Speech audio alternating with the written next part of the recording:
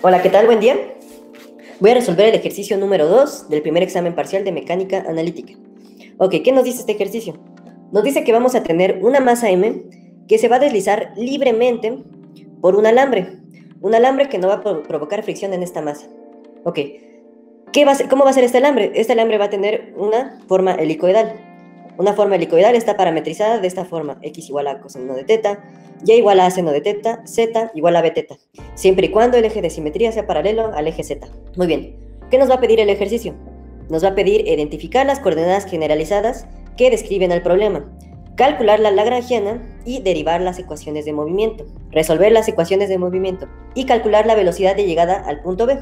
Velocidad de llegada partiendo del punto A. Y además, ¿qué nos va a pedir? Determinar el tiempo que le va a tomar llegar de A a B.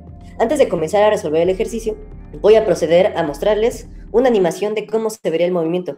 Tener el movimiento bien visualizado va a ser fundamental para poder plantear las coordenadas generalizadas. Ok, vamos a la animación. Ok, aquí tenemos una representación del movimiento. Voy a ponerle play. Y estamos viendo que la trayectoria está siendo trazada por la curva verde. La curva verde es cómo evoluciona la trayectoria de la masa en el tiempo. Vamos a observarla desde otro punto de vista para verla un poquito más, hacerlo un poquito más ilustrativo.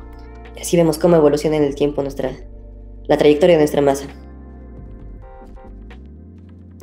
Vamos a dejar pausada esta parte y vamos a proceder a describir el problema. Primero que nada, vamos a hacer nuestro dibujo. En nuestro dibujo nos están pidiendo que tengamos el eje de simetría paralelo al eje Z. Entonces tenemos nuestro alambre que va a tener esta forma helicoidal y que su eje de simetría claramente está paralelo en el eje Z. Y con paralelo nos vamos a poner encima. Vamos a tener que nuestro vector de posición es el vector R. Vector R que nos va a señalar la posición en todo momento. Aquí vamos a tener, haciendo un pequeño zoom, el ángulo θ.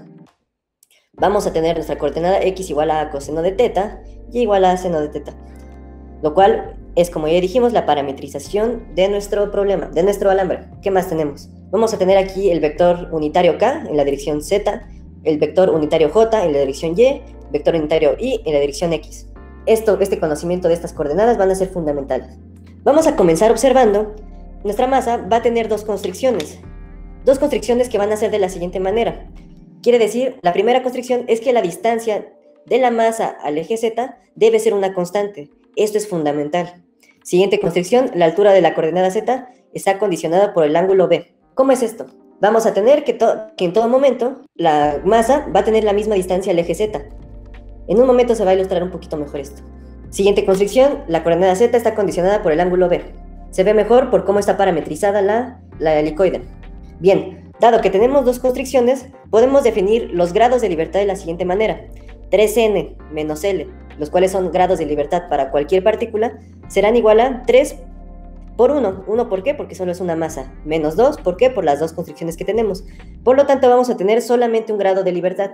Este grado de libertad se va a traducir en una coordenada generalizada. Una vez que nosotros ya logramos identificar el movimiento y logramos visualizarlo, vamos a observar que va a tener una simetría cilíndrica. La trayectoria va a pintar una simetría cilíndrica. ¿De qué nos va a servir conocer esto?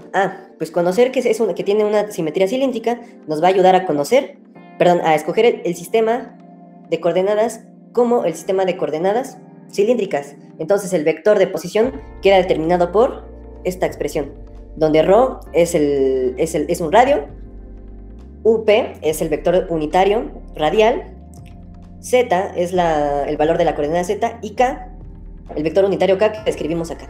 Ok, ¿cómo se ve esto? Muy bien, el vector R va a estar pintado aquí. Vamos a tener a ρ de forma radial y acá apuntando en la dirección Z. Muy bien.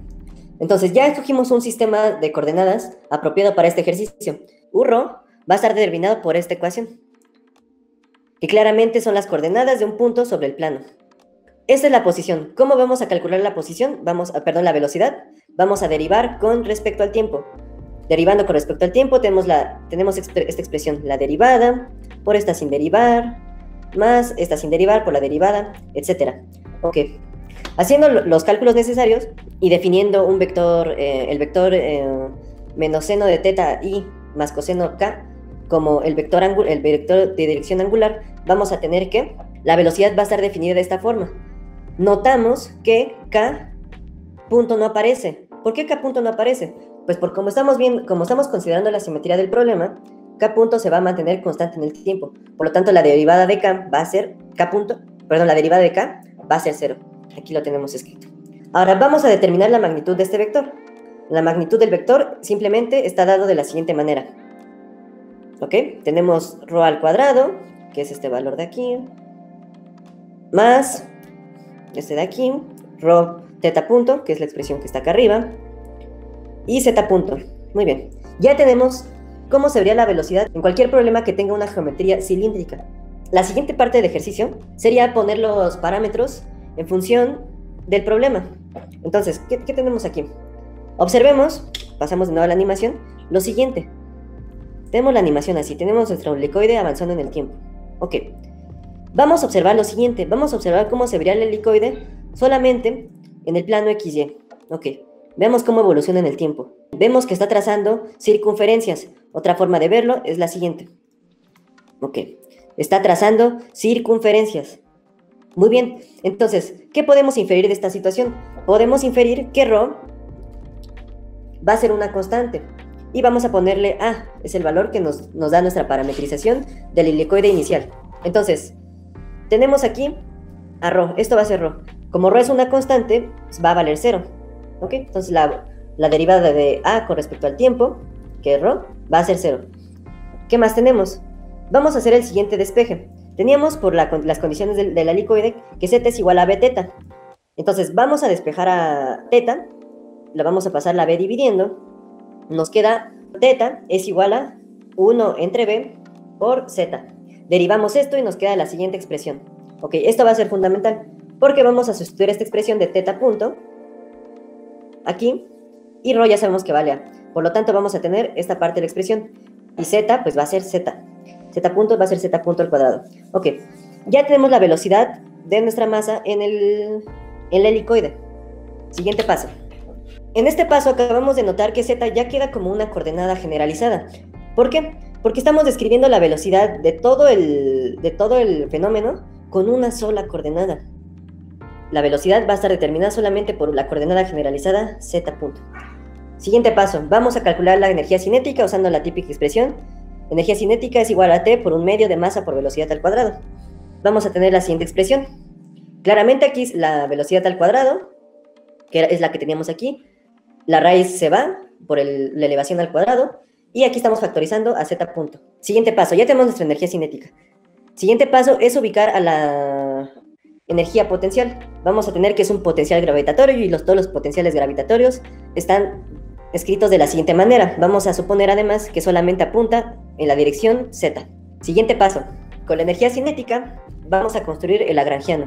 Entonces el lagrangiano se define como la suma de la energía cinética menos el potencial gravitacional. Entonces tenemos un medio, que es la energía cinética de a cuadrada, entre 1 sobre b al cuadrado más 1, z punto al cuadrado, menos el potencial. Entonces aquí tenemos t y aquí tenemos u. Este es nuestro lagrangiano.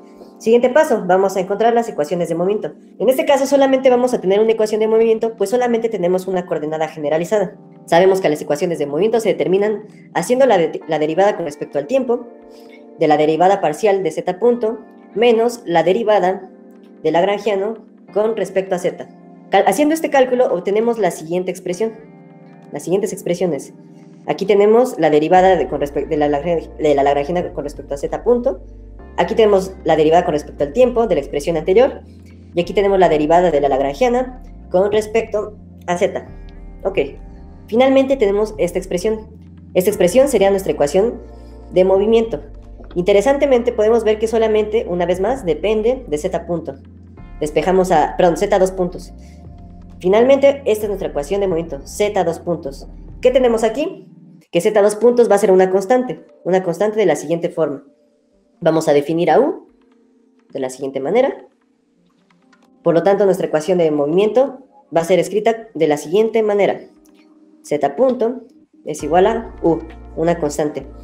Pues bien, para encontrar la velocidad simplemente vamos a hacer una integración con respecto al tiempo de z dos puntos. Obtenemos esta expresión, z punto. Una ecuación diferencial muy sencilla.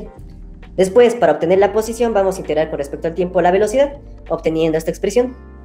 Ahora, podemos observar que esta expresión tiene toda la fachada de ser la ecuación de un movimiento uniformemente acelerado. Tenemos aceleración constante, velocidad y posición. Con estas ecuaciones de movimiento vamos a poder calcular finalmente la velocidad de llegada de nuestra masa al punto B, de A a B. Vamos a suponer que la velocidad inicial es 0. ¿Por qué? Porque el problema nos dice que es soltada desde reposo. T es igual a 0, vamos a considerarlo así, por simplicidad. Y nuestra ecuación de posición, pues se nos van estos términos. Se nos va este término y nos queda esta ecuación. Bien, simplemente sustituimos nuestras coordenadas A, 2πb y B, 2πb. Entonces, queremos que lleguen a 0. Entonces, vamos a poner 0, que sería en lugar de z, y queremos que llegue a 2πb. Perdón, estamos partiendo desde 2πb. ¿Ok? Entonces, nuestra ecuación queda determinada así. Resolviendo para t, tenemos la siguiente expresión. Aquí ya estamos dejando a u a su forma original. Entonces, ese sería el tiempo que le tomaría llegar a la partícula, llegar de A a B.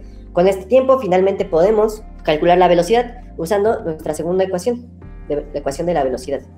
Es esto, y simplemente sustituimos al tiempo, aquí en nuestra ecuación, sustituimos el tiempo aquí, z.0 es 0, y simplemente hacemos la sustitución y ya tenemos la velocidad de llegada. Entonces, el ejercicio ya está acabado. Como observación vamos a tener que g, este valor que tenemos aquí, va a ser la gravedad. La gravedad ya sabemos que está determinada por menos g0, es decir, 9.81 metros sobre segundo al cuadrado. Entonces damos por terminado el ejercicio.